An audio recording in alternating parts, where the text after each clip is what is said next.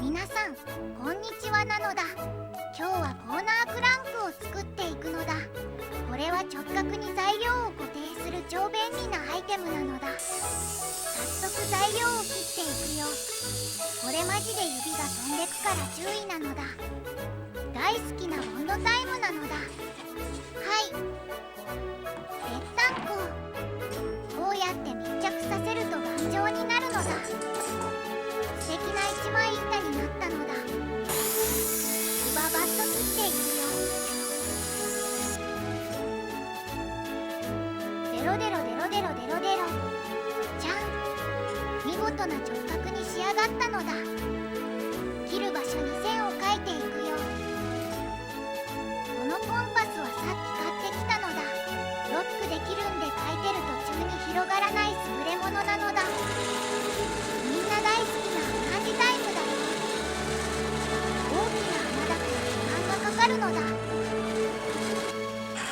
れはジグソーテーブルという切る機械なのだ。自慢のお手製装置なのだ。線に沿って切っていくよ。はい、できましたよ。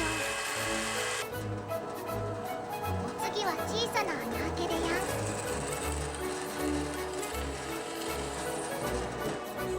穴開け完了なのだ。開けた穴をきれいに面取りしていくのだ。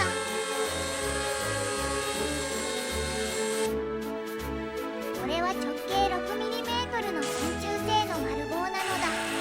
これもちょうどいい長さに切っていくのだ。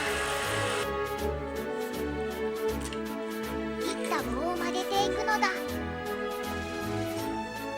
えいや、曲がったのだ。微妙に直角じゃないけど気にしないのだ。次にバイスに固定してネジにしていくのだ。こんな感じでネジにするのだ。次のつまみを作っていくのだ。ヤスリで磨いて表面を滑らかにするのだ。次にネジをぶち込んでいくのだ。これは爪付きナットといって叩き込む専用のナットなのだ。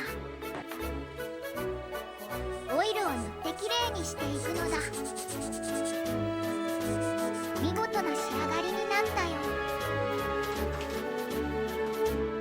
組み立てて使ってみるのだ。材料が直角に固定できてるのだ。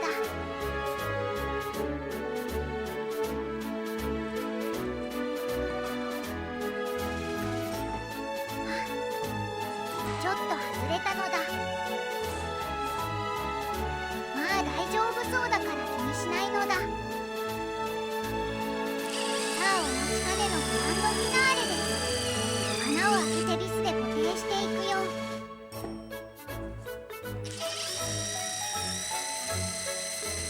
材料が全く動かないで固定されてる素晴らしさをとくとご覧くださいませなのだ。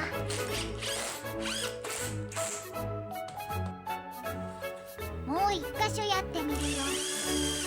一箇所に2つのクランプで固定したらマジで動かなくなったのだ。